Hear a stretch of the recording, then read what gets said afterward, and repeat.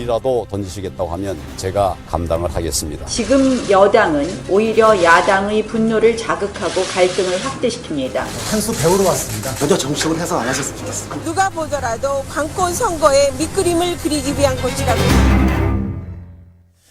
자, 각 정당에는요, 브레인, 싱크탱크라고 불리는 연구소들이 있습니다. 민주당에는 민주연구원 양정철 원장이 있고, 자유한국당에는 여의도연구원 김세연 원장이 있죠. 요즘 이 두 원장이 여러 면에서 화제가 되고 있습니다. 상반된 평가들이 나와요. 양정철 원장이 주류, 요즘 말로 인싸라고 하면 김세연 원장은 비주류, 요즘 말로 아싸 이렇게 평가가 되더군요. 또 당 밖에다가 공유 오피스를 얻어서 무슨 스타트업 기업처럼 그렇게 운영을 하고 있고, 또 당에다가 쓴소리도 거침없이 하겠다는 입장인데, 자, 오늘 첫 인터뷰 자유한국당 김세연 여의도 연구원장 직접 만납니다. 어서 오십시오. 네, 안녕하십니까. 김세연입니다. 아싸세요? 네, 그렇죠. 너무 순순히 그렇다고 하시니까 좀 당황스럽네요. 일단은 그 오피스부터, 그러니까 사무실부터 당 밖에다가 무슨 이게 공유 오피스 같은 걸 얻으셨다고요? 네. 아니 뭐 임대료를 안 주든가요? 왜 사무실을 따로 못 내셨어요?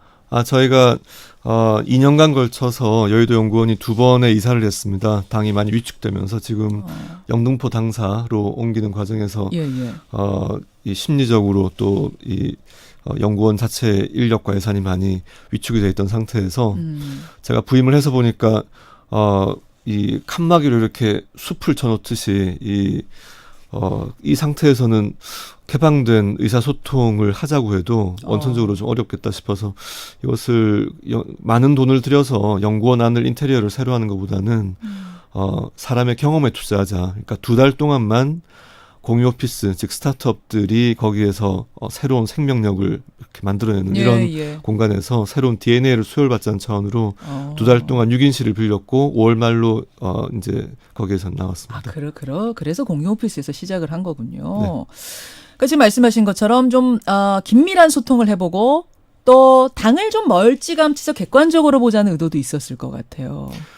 당이 지금 국민들과 멀어져 있다는 그런 평가를 많이 받고 있습니다. 물론 보수층 지지를 그 결집을 이끌어낸 부분은 최근 몇 달 동안의 성과라고 할 수 있지만 또 보편적인 민심을 얻어야 되기 때문에 저희가 좀 더 일단은 민심을 파악을 제대로 해야 어디로 갈지에 대한 방향 설정을 제대로 할 수 있을 거기 때문에 일단 좀 더 객관적인 시각을 가지기 위해서 노력을 하는 중에 있습니다. 취임 3개월. 네. 자, 그 노력의 결실들이 지금 좀 나오고 있을 텐데 객관적으로 3개월 동안 당을 진단해보니, 한국당을 진단해보니 어떤 상태던가요?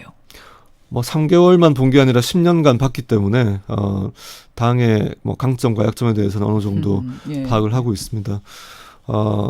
지금의 대한민국에 있을 수 있도록 경제적 번영을 또 안보적인 어떤 그 여건을 마련하는 데는 많은 기여를 해왔었고 한데 지금 바뀌고 있는 현실에 대해서 아직 좀 둔감한 측면이 있습니다. 그래서 이런 부분들을 저희가 여의도 연구원에서 당에 좀 선도적인 그 변화 역할을 저희가 자임을 하고 노력을 하고 있는 중입니다. 변화하고 있는데 거기에는 좀 발맞추지 못하고 있는 면이 있든지, 그게 지금 문제점이라고 아마 지적을 여의도 연구원에서 하고 있는 부분일 텐데. 네, 그렇습니다. 뭐예요? 그게 어떤 문제입니까? 일단 저희 당의 주류를 이루고 계신 분들이 과거에 고속 성장 시기에 대한민국의 아주 번영만 계속되던 시기에 젊은 시절을 살아오셨다 보니까 최근에 젊은이들의 어떤 이 애환, 어려움, 그리고 처해져 있는 여건을 피부에 닿게 그렇게 느끼지 못하시는 부분들이 있는 것 같아서 저희가 먼저 젊은이들하고 좀 소통, 교감할 수 있는 능력을 키워서 이런 부분들을 당 안으로 다시 전달을 하려고 하고 있습니다. 청년층의 고민이 뭔지, 청년과도 좀 이야기를 해야 되지 않겠는가? 여의도 연구원이 다리 놓는 역할들을 하시겠다는. 네, 연령적으로는 2030 세대 또 이념적으로는 중도층 또는 무당파라고 할 수 있는 스윙보터들, 또 지역적으로는 주로 저희 당이 영남의 기반이 좀 튼튼한 편인데 수도권에 계신 분들과 좀 더 쉽게 소통할 수 있는 그런 여건으로 당을 탈바꿈시키려고 하고 있습니다. 근데 지금 중도층 말씀하셨어요. 네. 중도층, 젊은 층, 뭐 네. 이렇게 전통적인 한국당 지지층이 아닌 층들 끌어안는 게 사실 숙제죠. 모든 당의 네, 숙제죠. 그렇습니다. 근데 최근에 터지는 사실은 이 막말 사태. 제가 아까 오프닝에서도 잠깐 네. 김세현 원장이 옆에 앉아 계시는데 하려니까 좀 그렇더라고요. 근데 여하튼 그 연일 터지는 이 막말에 대해서는 어떻게 보세요? 중도층과 더 좀 계속 그것 때문에 멀어지고 있는 건 아니냐라는 평가들이 나오거든요. 네, 좀 당혹스러운 입장이고요. 근데 말씀하신 분들의 이야기를 깊이 있게 들어보면 예, 나름의 뭐 그런 뜻을 가지고 이제 하신 게 역시 아까 말씀드렸던 소통 능력이나 감수성 이런 부분에서 격차가 있으면서 원래 하고 싶었던 말이 좀 이렇게 막말로 비치는 이런 측면들이 있기 때문에 이런 부분에서 좀 공감 능력 자체를 저희가 좀 대폭 업그레이드를 할 필요가 있다고 생각을 합니다.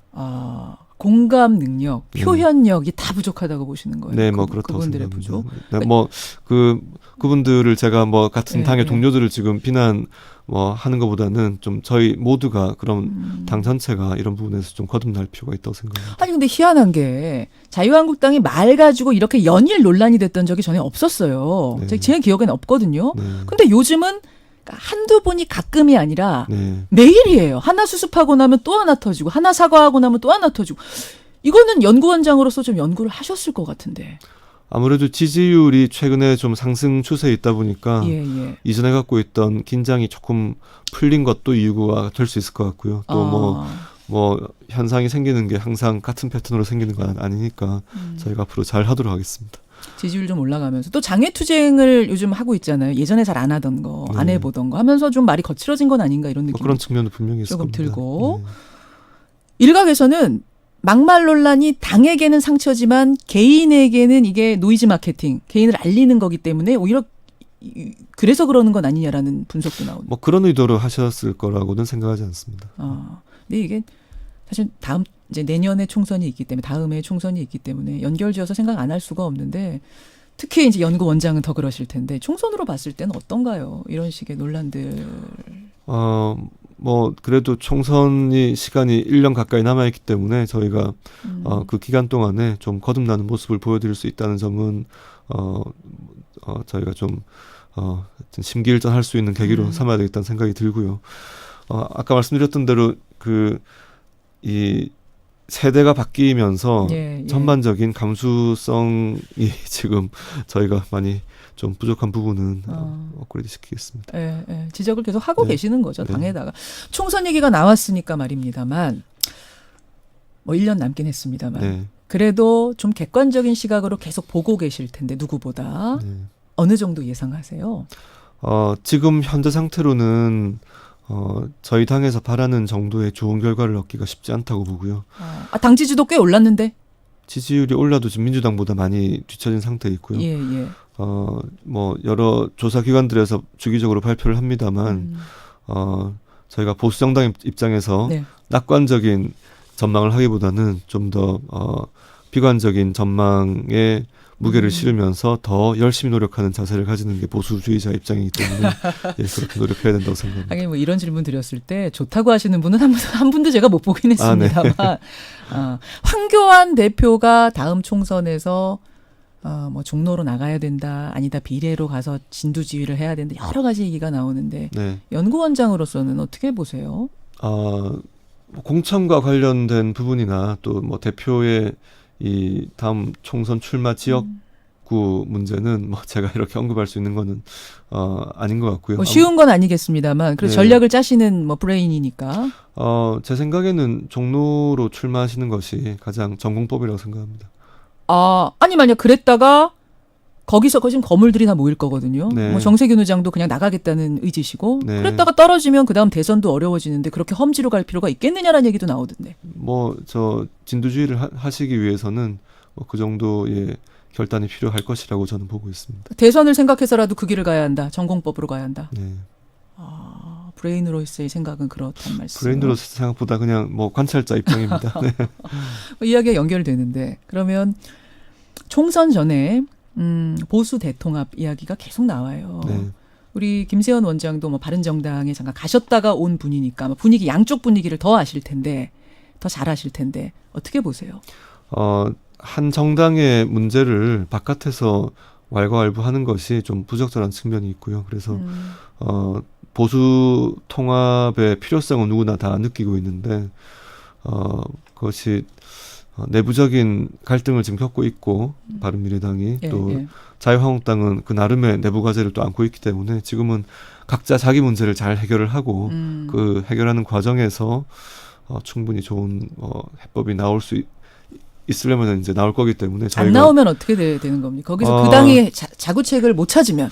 근데 제 생각은 기본적으로 주어진 여건에 맞게 최선을 다하고 거기에 적응하는 것이 해야 할 일이지 이것을 상대 당의 어떤 내부 문제를 정치적으로 이용해서 어떤 바깥에서 작용을 하는 게 바람직한 접근은 아니라고 생각을 합니다. 역시 이제 브레인다운 답변이신 것 같아요.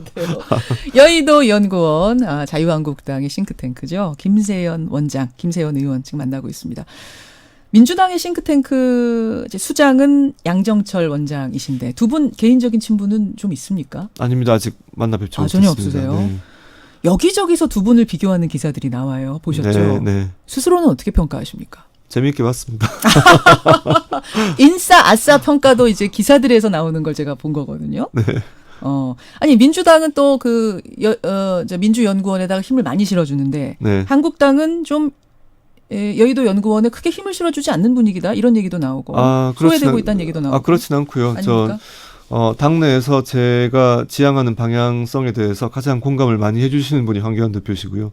그래요. 그래서 저 임명된 직후에 왜 임명됐냐는 질문을 많이 받았는데 답변이 저도 모르겠다고 한 게 답변이었는데 지금에 와서 보니까 대표께서 지향하는 바를 아마 제가 그동안 의정활동했던 것을 보고는 좀 평가를 하셔서 황교안 대표가 추천해가지고 되신 거예요? 가장 크게 제안을 밀어서? 저한테 하셨고요. 예. 그리고 지금도 이제 여러 가지 방향성에 대해서 가장 후원을 많이 해주시는 분이십니다. 아니 근데 이제 왜 여의도 연구원은 이제 힘이 약하다라는 이야기가 나오냐면 아까 이제 사무실을 밖에 낸 거 이런 이야기도 있습니다만 그것보다도 양정철 원장은 지금 굉장히 광폭 행보를 하세요.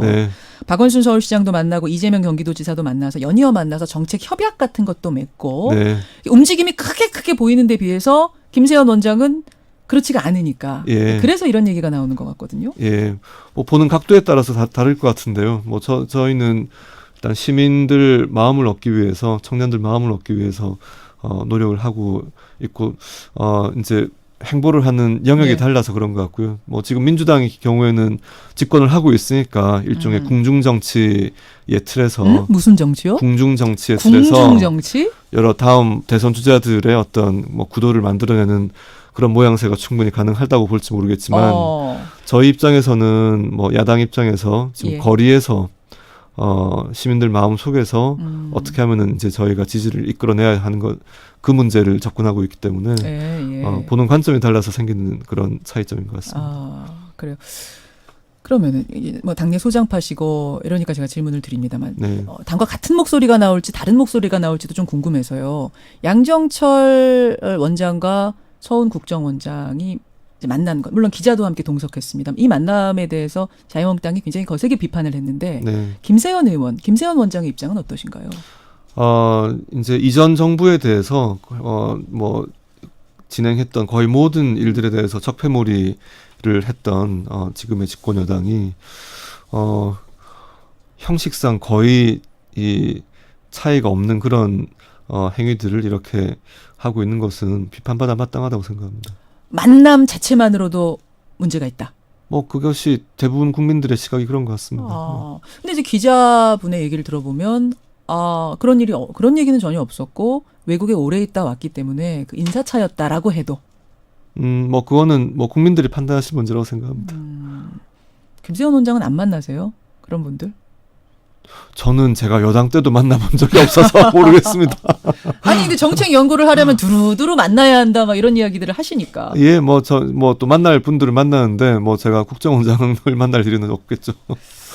알겠습니다. 알겠습니다. 지금 몇 가지 이제 또 질문들이 쏟아지는데 당의 정책을 짜시는 분, 브레인이니까 여쭙습니다. 지금 장애투쟁이 길어지고 있습니다. 계속 이렇게 있어야 되는 건가요? 이제 마무리할 때가 되었다고 당내 컨센서스가 만들어지고 있고요. 그래요? 저희 지지층에서도 예. 이제는 대안 제시를 해야지 장외 투쟁은 그만해야 된다는 이야기들이 나오고 있습니다. 그런데 그 조건으로 건 것이 패스트트랙 철회입니다. 네. 사실은 이 철회라는 것은 받아들이기가 야사당으로서는 어려운 건데 네. 어떻게 보세요? 여야 사당 말씀이시죠? 예. 여야사당이죠. 예, 한국당 빼고. 네, 그래서 지금 소위 영수회담, 오자회담이든 1대1이든 이제 하나의 조건에 대한 협상이 지금 이루어지고 있는 중이고, 또 패스트트랙에 대해서 사과와 철회를 네. 저희가 걸었는데 예. 여기 대해서는 저는 어떤 거든지 우리가 민주주의 사회에서 같이 의정 활동을 하고 있다면은 어떤 거든지 테이블 위에 올라올 수 있다고 생각합니다. 그래서 아직 숙성이 안 된 거지 좀 더 논의할 여지가 또 있을 거라고 기대합니다. 그러니까 철회 아니면 안 들어간다 이건 아니라는 말씀이시군요. 근데 저희로서는 철회를 요구해야죠. 네. 협상을 위해서는 요구하는 거지만 사실상은 들어가야 할 때가 됐다라고 판단은 하시는군요. 국회로. 최종 판단은 원내 지도부에서 물론 해야 되기 일이지만. 때문에 제가 언급할 대상은 아니고요. 다만 어떤 형태로든 결론은 나야 된다. 하지만 지금 불법 사보임에서 비롯된 패스트트랙이기 때문에 원천 무효라고 보는 것이 저희 당의 입장입니다. 그래요. 네. 황교안 대표가 대통령하고 1대1 만남이 아니면은 사실상 회동 여럿과 같이 만나는 회동은 거부하고 있는 상태. 아까 황교안 대표하고도 가까웠고 마음이 통하는 사이라고 하셨으니까 여쭙겠습니다. 이건 만나야 됩니까? 안 만나야 됩니까? 만나실 필요가 있고요. 근데 청와대에서도 오자회담 후 1대1 회동에 대한 제안을 또 하셨고 또 황 대표도 3자 회동 후에 1대1로 이렇게 점점 협상의 간극이 좁혀지고 있기 때문에 또 만나셔야 된다고 보시는 거죠? 네, 그럴 필요가 있죠. 1대1 아니면 난 안 만나겠다 이런 자세는? 황 대표의 수정 제안이 3자 회동 후 1대1로 나왔기 때문에 그 부분은 좀 더 이야기를 해볼 여지가 있다고 생각합니다. 알겠습니다. 김세현 원장, 저는 오늘 지금 처음 뵀거든요. 네. 상당히 차분하게 말씀하시는 스타일이시네요. 감사합니다. 말씀이 긴 스타일도 아니시고 네. 그리고 하실 말씀을 시원하게 하시는 스타일은 아니시죠? 좀 그렇죠. 그래요. 알겠습니다. 예. 한 번쯤 양정철 원장하고 같이 두 분 토론하는 자리 제가 마련해보면 어떨까 싶기도 해요. 글쎄요, 그건 좀 시기를 한번 보겠습니다만은 지금 당장 하는 게 나은지 좀 더 있다 하는 게 나은지 좀 보겠습니다. 하도 지금 소통들이 잘 안 되니까 네. 그런 자리도 한번 양 당의 싱크탱크끼리 모여서 얘기하는 자리 좀 필요하겠다 싶은 생각이 드는데 일단 마련해보기로 하고 오늘 고맙습니다. 네, 감사합니다. 자유한국당의 정책은 뭔지 브레인의 생각은 뭔지 오늘 느껴봤습니다. 김현정의 뉴스쇼는 청취자 여러분의 참여로 이루어집니다. 트위터, 페이스북, 레인보우 게시판 그리고 단문 50원, 장문 100원의 유료 문자 샵 1212, 우물정 1212 통해 참여하실 수 있습니다. 김현정의 뉴스쇼 여러분과 함께 만듭니다.